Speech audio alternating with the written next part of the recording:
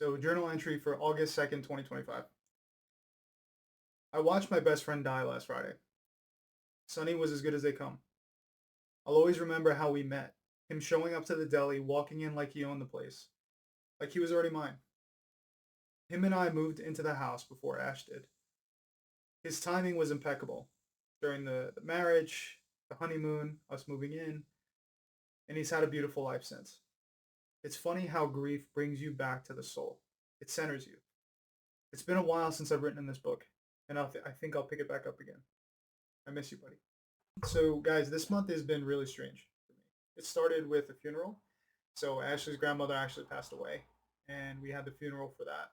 That was right before our vacation on the first week of July. So, the first week of July, Ashley and I like to take a vacation because it's a good time for us. It lands on July 4th, our anniversary, which is July 2nd, and my birthday lands on July 13th. So, it's the culmination of all these things. It makes sense for us to go out the first week. So I worked maybe 2 days the week that we were out there. I really just wanted to enjoy time with the family. I wanted to enjoy my time upstate and really just be present. So when we got back, everything seemed fine. In relation to work, I closed 3 deals, but then we started to notice Sonny's health declining. He wasn't able to walk as well. He wasn't eating as much, and it was concerning us. So we knew Sonny's kidneys weren't that great. The guy who did the sonogram said this would take him. Um, it wasn't a matter of if, it was just a matter of when. And so naturally we were concerned. So we do everything we can, and we have been for the months prior of just trying to feed him good food, give him low phosphorus products and supplements. It got to a point towards the end of July where he couldn't keep down any food, and he started to lose a lot of weight. And in that process, his ability to walk really started to decline as well. So I had to pick him up wherever he went. If he had to go to the bathroom, I had to pick him up. If he had to go down the stairs, I had to pick him up. And I remember having the conversation with Ash, saying to her, like, I don't know how sustainable or feasible this is to keep doing this. So, as hard as it was, we knew it was time. So we took him in, and we just picked up his ashes a few days ago. The journal entry says it really is interesting to me to see how grief really just centers you. It brings you back to the soul. It brings you back to what matters. It shows you that things are temporary and enjoying them in the moment and being present matters. I even said to Ash, I was like, Molly's going to have a whole new life now. So Molly's always the one you take around different people and you take around different dogs, and she's always been okay. She's not very vocal. But Sonny was always the one that would go crazy. He would see another dog and he would go nuts. And so people didn't know whether to trust him or not. And so it was a little more difficult to take him out in public places. But for Molly, she's great. And so we actually took her out to Port Jeff. We walked her into a Starbucks, got her a pup cup. We went down to the beach. She enjoyed the beach. She loves the sun. She's a little afraid of the waves, but I think over time she'll start to work her way towards the water. In honor of Sunny, we can still have fun and enjoy our time together. I think on top of that, it's just been a weird, a weird month. I'm really starting to miss my family. My mother, her health isn't doing that great, and I've been following um, her doctor's appointments, her treatments, her medications, and so that's been also sad for me because she's upstate New York. If she was close by, it'd be a lot easier for me to um, take care of her. And then my dad and my brother are living their best life in North Carolina. Super happy for them, and I'm glad that they're able to do that. But you still miss family, and so this is all going to come back around. I just want to be transparent with where I'm at emotionally. Um, work has been a little discouraging, and I think the reason for that is even the 3 deals that we signed, um, they ended up getting refunded. And what happens is if somebody doesn't pay their premium, then I have to follow up with them, and maybe they'll pay it that month, but then the following month, if they don't pay it, then it can go into conservation. And when it goes into conservation for too long, then I get a chargeback, which happened with one of those policies. The other one, someone needed a different account, and then another one, someone needed a redate on the payment date. And all in all, at the end of the day, they ended up not paying for the premiums.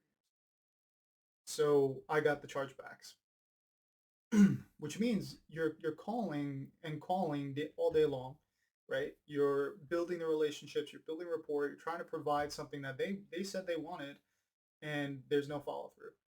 And so when they don't follow through, it's kind of out of your control. There's only so much you can do about it. So that was a little discouraging to me. I think towards the end of the month, because of all of these different things happening, I really just got a little lazy. And I haven't been hitting my daily goals. Really just kind of fell off emotionally. I wasn't prepared to continue working. The pressure was just a lot. You know, we had a lot to do around the house. I had to pressure wash the side of the house because it started to get really bad. So it was just a lot of different things all happening at once. But anyway, so this has happened to me in the past where I feel like the ship is sinking. I feel like the walls are closing in and I want to abandon ship. That has been my natural default of like I want to put this to the side and do something else that makes more sense or takes less time or it doesn't hurt as much. I think in certain circumstances it makes sense to do that, but I don't want that to be my default. I don't want to be that type of person. And kind of reflecting on all of this, the conclusion I've come to is Devin, snap out of it. Like this is a recurring pattern that you've seen in your life. You need to learn how to move past it. Guys, all of the greatest things in my life have been built over time. My marriage has been built over time. Best thing in my life. My church family has been built over time. You know, I've been in church since I was a kid, and you know, there came a point where I had to think for myself and think like, do I actually believe this stuff? And you know, time after time, it has proven itself worthy and true to me. And so, you know, being able to be with friends and people that I love and care about that also believe that same thing and have gone through the same trials and gone through the same, you know, family issues, job issues, business issues, someone I could just call up and go to the beach with if I want to. People who supported me even during this whole sunny thing, like during grief, times of grief. It's there's nothing greater than that. And that's only built through commitment, through time commitment, through investment. You know, this past month, I've just kind of been a little lackadaisical. And so I want to get back on the horse. I want to be able to really commit to it and show up for myself. And I think in showing up for myself, I'll show up for my wife. I'll show up for my friends. I'll show up for you guys. And first of all, just side note, I want to say thank you to anyone who's supported us during this time and sent us gifts or sent us letters. Um, I really do appreciate that. It means the world to us. And so, you know, we don't forget that. So thank you. The next thing I want to say is moving forward, I have one goal every single day. And I'm actually going to post my KPIs online, key performance indicators, for those of you that don't know, online for you guys to see. So I'm gonna have my daily record, and I'll probably put it in my stories. I don't know what I'm gonna do yet. I haven't really been following my posting schedule, so I apologize for that. These videos are a lot of work, so that's why this video is super candid. I'm just kind of having a conversation with you. Very one-sided conversation, but it's a conversation nonetheless. But my goal every single day is to hit these targets, okay? And I'll post what the targets are, and then I'll match them. 300 dials, 10 appointments, 3 presentations, or 1 application signed, or 50 texts, whichever one comes first. And so it's not a crazy amount.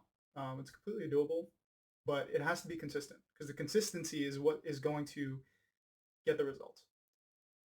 So I'm just gonna keep myself accountable. I'm gonna make sure I post all of this online so you guys can see it, and we'll go from there. And guys, I'm just trying to be transparent, trying to show you where my heart's at and how I'm looking to grow. And I hope that it can encourage you in some way. If you're going through something similar, or you know someone who is. So thanks for listening. Thanks for watching, and I hope to see you soon.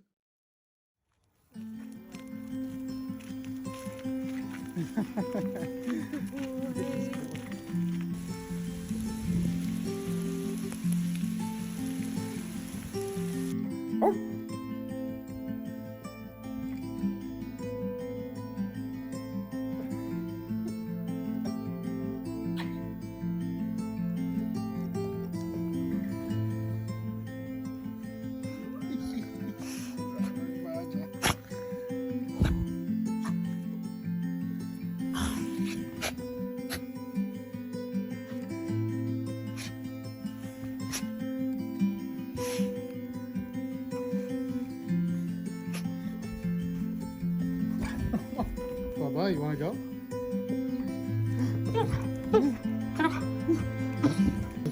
want to go for a walk?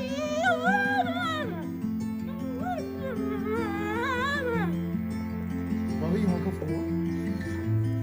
Okay, let's go.